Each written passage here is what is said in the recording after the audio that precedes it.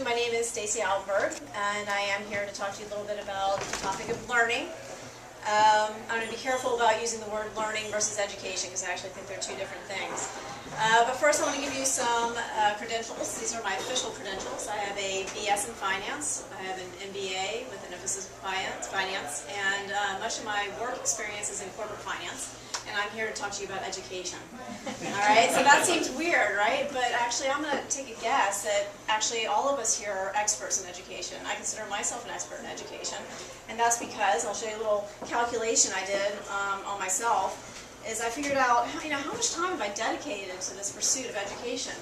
Well, I went to primary and secondary, probably like the rest of you did, and I spent about 16,000 hours doing so, and I was really studious. I did what I was supposed to do. I spent about 2,000 hours there.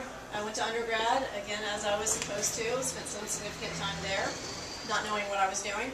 I studied a lot, not knowing why I was studying, but I spent the hours, and I went on to graduate school, because that's what people do, you're supposed to go to graduate school. I actually enjoyed that quite a bit, and spent a lot of time studying there. And so my grand total dedicated to the field of education is about 30,000 hours. And if you're anything like me, you might have more or less, but about the same. So I studied finance, but I figured out I'd probably only spend about 12% of my time studying finance. So even though I have a lot of background in finance, I consider myself really an honorary expert in the area of education. And actually, all of you probably are honorary experts in education as well. So I'm going to make a couple of assumptions. I want to assume that we're all honorary experts in education, so we should all feel comfortable talking about this. I also want to assume that we're all here because we share a philosophy in the virtues of liberty. I'm assuming that we're all here for that same purpose. But I want to make a third assumption, and the third assumption I want to make is that we all share a common philosophical conflict, which is we preach the virtues of liberty, but we're a little bit ambivalent about how we feel about our children having rights to liberty and free will. So I'm going to base my talk today kind of on that. We basically want to believe that all people have right to liberty and children are people, but we're struggling with that. So what I really want to talk to you about today is, as David said, is when does liberty begin? And, we've all talked a lot about when does life begin, and I actually definitely don't want to talk about that today. I want to talk about what does it mean for a child to have liberty, and when does that begin for a child? And I think as we try to work through that, we're going to find that we're all kind of basically struggling with a disturbing conflict when it comes to this area. So I want you to humor me for a little bit. I just think it's important to review what the definition of liberty is, and it's really kind of rudimentary, but I want to keep these ideas in our heads as we go through talking about, our children in society. So real basic, I think I got this on Wikipedia or something. What is liberty? It's the quality or state of being free, the power to do as one pleases, freedom from physical restraint. It's the positive enjoyment of various privileges, rights and privileges.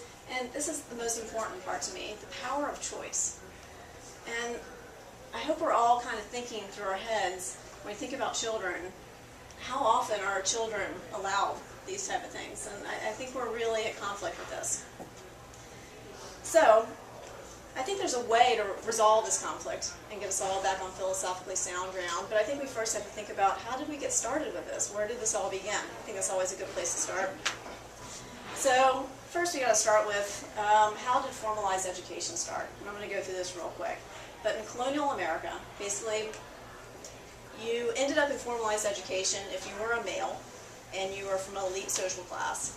And you would study things like piano, Greek, and Latin, and that's what you did. Or you went to a religious school to study the Bible, and they would teach you to read so that you could learn to read the Bible.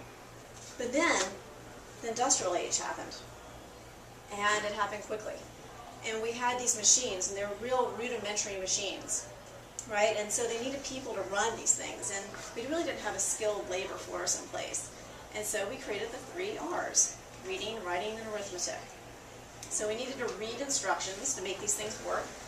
We needed to write because we needed to communicate with other people. And we needed arithmetic because this is important. These were really basic machines, and we needed people to babysit these things. We needed people to put these mathematical inputs in them to make them go. And we needed this to happen really fast. And so, thus began compulsory education for ages 6 to 12. So, fast forward to today, we have very complex machines, and we need very little involvement of people in these things. Basically, we don't need to babysit them anymore to do these kind of rudimentary tasks. What we're looking for are skills in creative thinking. We need collaboration and independent thinking. But basically, what's happened is we still have the same 3 R's. We haven't really updated our system. So the problem is, I like this. This is a nice little picture of industrial age, nice schoolroom, very obedient children. And the problem is it's not really a broken system. We all talk about the broken education system. It's an obsolete system. We've tried to put money in it. We've thrown some laptops on these kids' desks, but basically it looks the same, right? It's just obsolete. It's not the same thing anymore. So the most important thing, though, is not only is it obsolete, and this is why I'm talking to you guys today, is I actually think it's a liberty conflict. I think it's actually the way we're trying to educate our children is something that is actually a blatant conflict of what their inherent right to liberty is. And the word educate actually bothers me quite a bit, because educate to me means something that you do to somebody. You educate somebody. And it's different from learning. Learning is an active, participatory process. And so I actually think that we need to deal with this conflict. Our traditional school model, and when I say traditional, I don't mean just public school, I mean actually private school as well. It's basically a coercive environment. It's certainly not what children want to learn. It's not how they want to learn. It has a heavy hierarchy involved. It punishes for non-compliance. And it says, I know better than you. So, again, our education models are obsolete. They're not nimble. They're not adjusting quick enough. They're not keeping up with the world around. So what do we do about this? What are the liberty-friendly models out there? Well, there's some models out there that are what's considered progressive. They've identified that this is a problem. They've tried to do something about it. I call these guys the well-meaning tweakers. And they're good models. They get it. They're trying to do something about it. It's the Montessori and Waldorf model, and there's some other types of progressive models. But they basically all share the same type of problem. They have a core curriculum, somewhat, maybe a little bit looser. They have a hierarchy, it may be somewhat less aggressive. And then there's still age segregation as well, although maybe a little bit more broader in the way they do it. And this is what I want to introduce to you. The liberty models, the models that we should be interested in, are called the democratic school models. There's a Sudbury Valley school model, and then there's the concept of free school or unschooling. And just to briefly go over what these models are, these, and this may be shocking at first, these models have no curriculum. None whatsoever. The kids can do whatever they want. They can read, they can study, they can go online, they can form classes if they want to, they can play video games, they can play music, they can play, they can skateboard, and they can sleep if they want to. There is no curriculum whatsoever. They are involved in their policies and rules. And when I say involved, they actually take part in creating the rules of their environment. They all participate on a judiciary committee, so they make sure that these rules are followed. And there are adults on campus, but they're seen as facilitators, and they're part of the community as well. And this is kind of what I feel like is in line with liberty. They have respect and trust and freedom and the power to choose, right? So at first you think about that, well, wow, that sounds a lot like liberty, right? But down deep in all of us, something bothers us, right? We feel a little uncomfortable about this. So what's the problem? All right, we need to deal with this. Because the first time someone introduced this to me, I was like, yeah, that sounds great, but there's some things that kind of bother me. Children are not motivated to learn. They can't learn to do basic things like reading and doing math on their own. They need help. They can't make rational decisions on their own. There'll be chaos. They'll just behave badly. Kids will behave badly if left alone. They're just going to play video games all day long. That's actually the number, I should put that number one. That's what I hear all the time. They'll just play video games all day long. Lecture model is the most effective way to communicate information to the masses. Age grouping actually works to get the information out to people in a uniform type of way. And even if you believe that kids can actually be left alone, you say, well, you know what, the reality of the situation is, the world we live in is, you need a diploma to get into college, to get a job, to be successful. So such is life. So I actually want to work through these and try to dispel some of these things, or at least raise some questions in your mind about them. So the first one, children are not motivated to learn on their own. So to bring some, I guess, credentials and legitimacy to it, there is a very well-known school that works on this, and this is the first school in this country called the Sudbury Valley School, and it's in Sudbury, Massachusetts. It was established in 1967.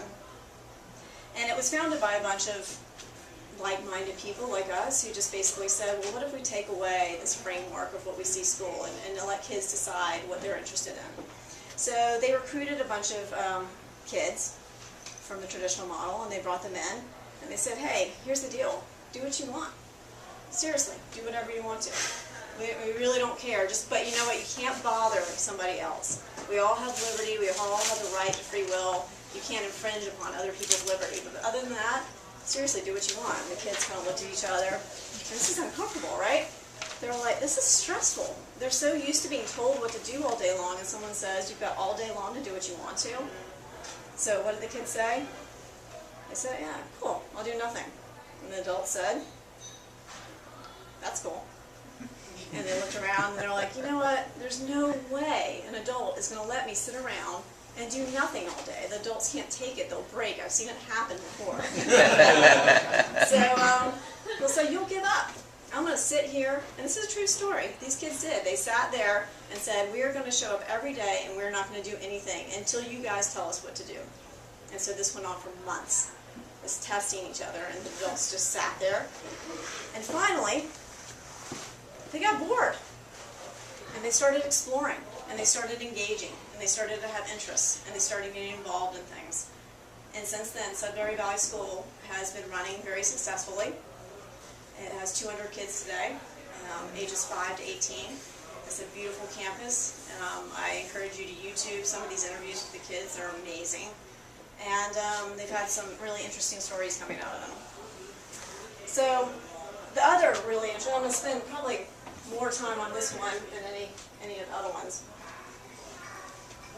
is an amazing experiment done by this guy from India. He's done a bunch of TED Talks, and I'll do my best to try to summarize some of his talks. He's a really great speaker. His name is Dr. Sugata Mitra, and he did the famous hole-in-the-wall experiment. And so he was this fellow. He was in New Delhi at the time, and he was working in this company that was a computer programming company. And his building overlooked the slums of India. And these kids had no formalized education. They certainly never seen a computer. And so he got this